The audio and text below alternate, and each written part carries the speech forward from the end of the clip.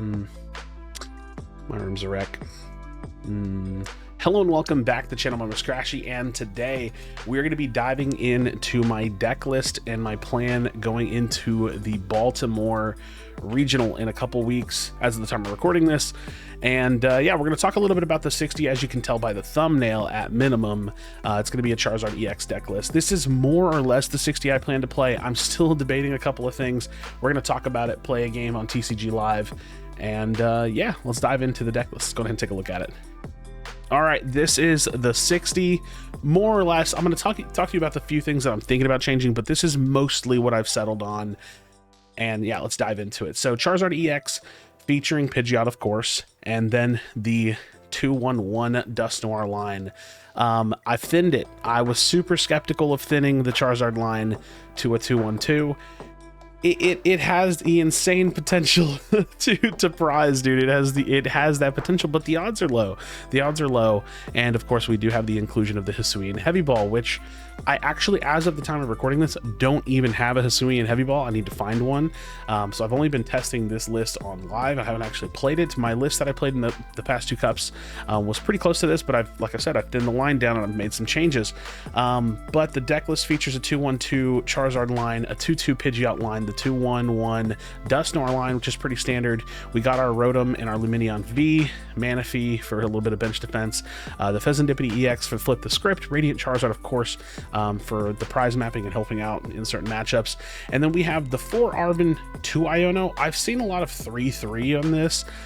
I can't stand the idea of cutting a 4th Arven for the extra Iono, but I also have to admit that at the same time, if you do something like 4-2 and you're not running an unfair stamp, your hand disruption is really low. So I may have to, if I decide to go with the Heroescape, and we're going to talk about that, I may have to go with a 3-3 line here. 2 Boss, 1 Professor Turo Scenario, and Thornton. Dude, ever since I introduced Thornton to this Charizard deck, the plays I make are crazy. I love it. It's nuts. Let's get to the 4 ofs. 4 Buddy Poffin, 4 Rare Candy, 4 Ultra Balls. This is pretty standard. A lot of the time, one of my Ultra Balls makes a cut. So since I'm not running like a Bibarel line, the Ultra Ball got added back into the deck. So I'm pretty comfortable with 3 Ultra Balls personally. So I think it's definitely something you could cut. I don't know. I'm even comfortable with 1 Nest Ball, but 2 Nest Balls feels really consistent, which again, I cut the 1-1 Bibarel line because I was playing it with that, but I just went with consistency with the searchable items. So that's kind of just how I'm playing at the moment with the 2 Nest Balls. Helps me find my Pheasantipity, helps me find, you know, the Rotom and Radiant Charizard if I need it, a Charmander, Pidgey. Counter Catcher, naturally, 2 is good. 2-2 Counter Catcher Super Rod has always been pretty standard for Charizard EX. Defiance Band, Forest Sealstone, Canceling Clone. Again, these are all the 1-ofs, really. Lost Vacuum, Pal Pad, and then, of course, the inclusion of Hisuian Heavy Ball. This is really, really necessary for this list. Collapse Stadium feels solid. And then Hero's Cape. I don't know, man. It helps with Regidrago. Charizard EX feels like it can't beat Regidrago, so I'm trying to include it. It might go back to being an unfair stamp. If it's not, it may be a 3-3 Arven Iono line. We'll see. We'll see. And then I'm on 6 Fires. I haven't jumped on the 5 Fires, 1 double turbo wave yet. It's definitely something I'm considering. So for the time being, this list is still new to me. I'm testing it out. I've got a couple of weeks to try to lock in. I might go down to 5 Fire and 1 double turbo. I might need to, because with a 2-1-2 line, getting a 100 damage swing off of Pidgeot might be necessary with 1 energy. I don't know. Probably what's going to happen.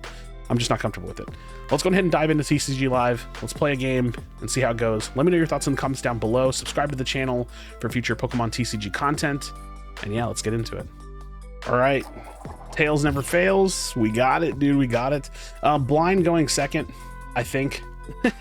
It feels good, but when you hit Regidrago and you blind go second, it feels bad. But you want to blind go second. So let's see what this guy is on about. All right. That's a mulligan hand. Feels bad. Feels bad. Feels bad. At some point, I'm going to come through here and actually put all my actual cards for TCG Live, but I haven't done that. 1 mulligan. And, you know, Rotom start's not terrible. A Rotom start with an Arven, not terrible. It's better than a Rad start or a Fish start, Luminion start. So we'll see what we're playing against. We do have to give up the mulligan. And I've got the Hisuian Heavy Ball in hand, so I can take a look at my prizes, which is nice. So that'll be order number 1. And you know, it's funny enough, since I started playing... Oh, mirror. Since I started playing the Hero's Cape, I have not run into many Regidragos, which is what I'm kind of testing it against, so... And against the mirror, I'm going to probably have to hold the cape for a while. Because it might just get vacuumed. It'll most definitely get vacuumed away. So, we'll see how that goes. He turn 1 Nest Balls, Charmander, Rotom. It's not a terrible play. Yeah, not a terrible play. He can't make a Pidgey next turn, which is nice, though. So I got to see what I can do here. Let's hit the Hisuian Heavy Ball. We're most definitely pulling the... Oh, dude. The Forest Sealstone is not great. The Dusknoir, the rest is not I mean, this is not great. Yeah, we're gonna have to pull the Pheasantipity, maybe hope that we can pull the Heavy Ball. So not amazing prizes, but we'll pull the Pheasantipity. I don't have my Forest Sealstone, so I'm gonna have to Buddy Poffin here and then just instant charge. But I luckily have 2 rare candies and a Charizard in hand, so if we just pull the other Pidgeot that I need, it won't be terrible. So we're just gonna have to go really conservative and just set up like this and hope for a Pidgeot off the instant charge and hope I don't get Iono'd. Okay, no Pidgeot. No Pidgeot. I might need to try to get the Rotom out of the active. Ooh. Like I said, he might just make a Charmander here, or a Charizard here. I don't know that he would go that fast, because he can't kill the Rotom, so I'll try to pull the Rotom back at minimum. And even if he does, like, taking prizes early, like, you usually tend to want to play the bench. So I'll probably make the Charmeleon here, and not the Charizard. My concern is that Duskull. I need to get a Duskull out myself. He's got his Force Sealstone. He's going to make a Pidgeot next turn. If I don't, Iono, which I don't know that I'll be able to, so we'll have to see. I don't know that I'll be able to. We'll see if he makes a Charizard this turn. Probably not. I probably won't as well. If I get an Iono, I think I have to make a Charizard this turn, because I'm going to want to hand disrupt that, but we'll take a look and see. We'll take a look and see. Like I said, not having the... dude, if I had the Forest Sealstone, I would have pulled it last turn, and I'd have Pidgeot, Charizard, Buddy Poffin on field, Hero's Cape Nest Ball in a Duskull, or have, you know, 2 Duskulls on field. Like, this would be a nuts turn if I didn't have the Sealstone prize. There'd be a lot going on for us. Ultra Ball's the Radzar. It wants to put it on bench as like a looming threat, potentially. Yep. Not super crazy about Radzard. He is making the Charizard. Okay. Okay. I mean, it's going to put a little bit of pressure on me for sure. It's going to put a little bit of pressure on me, but he also might just get me... He may just give me, like, Burning Darkness momentum, because I can swing on it, and I will. Let's take a look and see. Okay, well, we caught another Pidgey. It's not great. We're gonna go here. I think I have to make the Charizard. Let's take a look at our energy count. Should be at 6. 1, 2, 3. Yep. All right, so we go 1 on the Rotom, 2 on the Zard.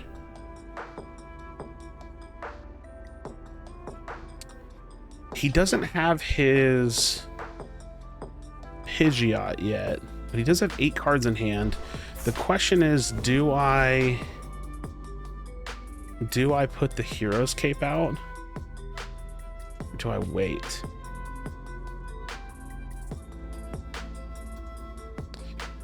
I don't have anything I want to pull because I want to leave the bench open for Pheasantipity. I want a Charmeleon. Yeah, I think I could try to bait out the Lost Vacuum I'm going to try to bait out the Lost Vacuum. That could be an interesting thought. And then we get first Burning Darkness, which is nice. Now, he may have a Pidgeot. He may have like a Turo. You know, he may have a lot. I'm worried about the Pidgeot. I have the potential to make it. Just don't have the Pidgeot. And I'm fishing 1 out of 34 cards for it. So, without an Ultra Ball. If I get an Ultra Ball, I'll get it instantly. Or an Arvin for that matter. But, really similar bench setup. I'm really hoping I can bait out that Lost Vacuum. That would be really nice. Then I can set up the Hero's Cape, and that'll really put me in a comfortable position. Yeah, he's definitely making the Pidgeot this turn, right? Which maybe would mean he's gonna Lost Vacuum. He doesn't have another Charmander, so he's not building a Charmeleon, which should put me in a decent position in terms of just building attackers. Boss's orders, he's gonna go for the bird. That still leaves me a potential Thornton play if I draw Thornton, but I would have to... Oh, okay. I mean, that's going to give me a Pheasantipity. That gives me Pheasantipity draw. Okay, he's running double turbo. Oh, okay. He's got the Hero's Cape. Okay.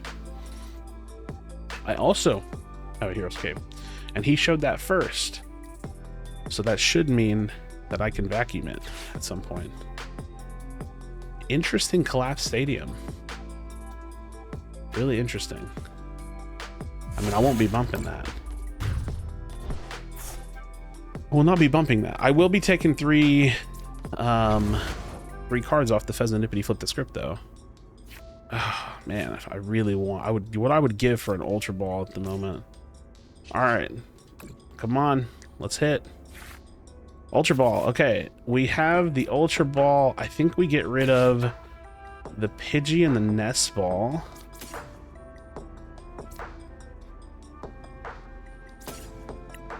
We get our Pidgeot EX. Pidgeot EX. We're gonna make the Charmeleon. The question is, I think I Lost Vacuum the Duskull. Now my Duskull is... I'm probably not playing with the Nora line this game. Or I could get rid of the Pal Pad and just play my... that just seems like not the play. I can't get rid of my Charizard because we're talking Lost Vacuum. I think I have to get rid of my Duskull here. Which, not to say there's not Thornton potential to build a Dusknoir this game, but remember, my Dusknoir is prized. And I'm going to get one here soon. I'm not even ready to reveal my Hero's Cape. But I will take this KO. And that's going to put him on weird mapping. But he has the double turbo Radiant Zard. Let's see what we get. Dusknoir and Sealstone is pretty sick. Not gonna lie. Because I could Sealstone pull Thornton just to start building the Duskull off the Rotom and get the Rotom off field. Which is like... that could be a really big play. Not to mention the fact that I already have my second Charizard built up. And so he slots in the Radiant Zard, but I'm pretty sure he's just sunk. He has no Charizard that he can build unless he plays Thornton. He plays Arvin, so I have crazy momentum in this matchup right now.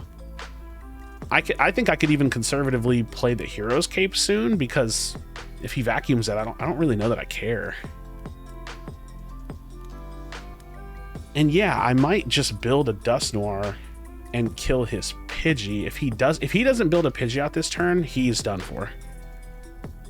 Because there's still some catch-up potential with Charizard. There's always catch-up potential with Charizard.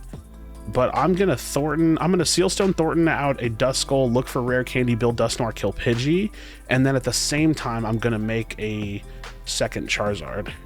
That's all like one turn. And that removes the 2 prize liability. Oh, Night Stretcher. Night Stretcher, okay. Very interesting. Not an inclusion I've had from my list. I'm assuming he pulls Charmander? Pheasantipity? Okay, that's a Flip the Script. But again, like, how is he making a Charizard? He's not making a Charizard. Like, he's just kicking the can down the road with this.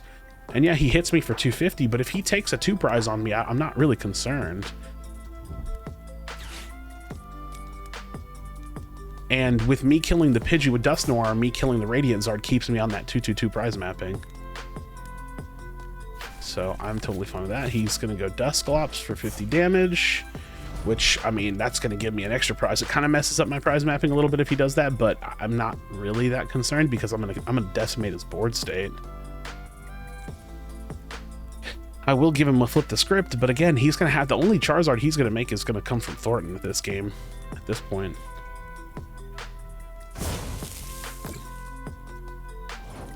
Yeah, I mean, I'm totally fine with that. All right, let's make the play. Let's make it happen. All right, let's catch our Thornton. Let me double check. All right, I did. Yeah, okay, my Duskull's in. Duskull is in here. All right, let's go for. We need a rare candy. My count should be 2, right? 2 rare candies. Boom. Kill the Pidgey.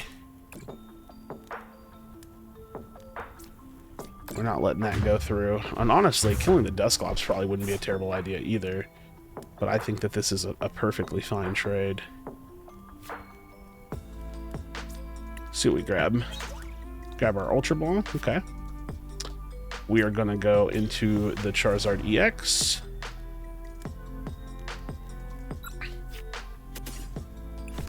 With 2 energies.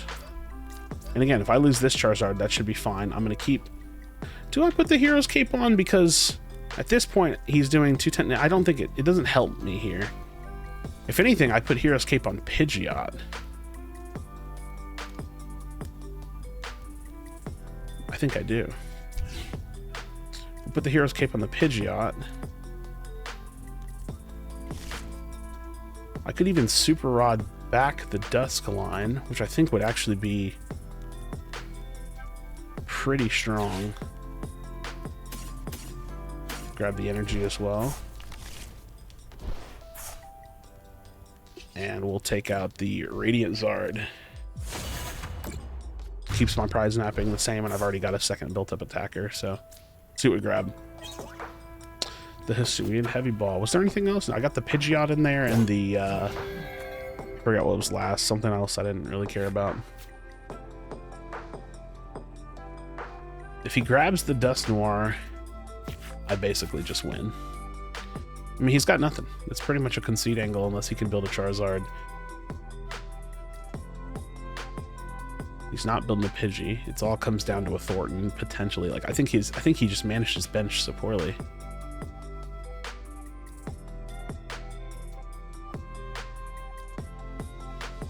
I don't know, man. That double turbo energy. What do y'all think? Let me know in the comments. Maybe I should, because like thinning the line down to 5 energy is not that bad, but there's something scary about it, right? There's something scary about needing to make that play. There it is, friends. There you have it. Simple game, simple video. This is what I'm thinking in terms of playing the Baltimore Regional. I'm just doing my best every day to try to continue to improve. Drop a like on the video, subscribe for future Pokemon TCG content. I'm essentially trying to record and post my process to becoming some level of a high tier player. Maybe a pro, probably never a world's competitor, but realistically my goal is to eventually make a day 2 at a regional, and if I did it at my first regional for the 25 season, that would be nuts. Thank you so much for watching. As always, be sure to be kind of one. Tell somebody you love them, and I'll see you on the next video.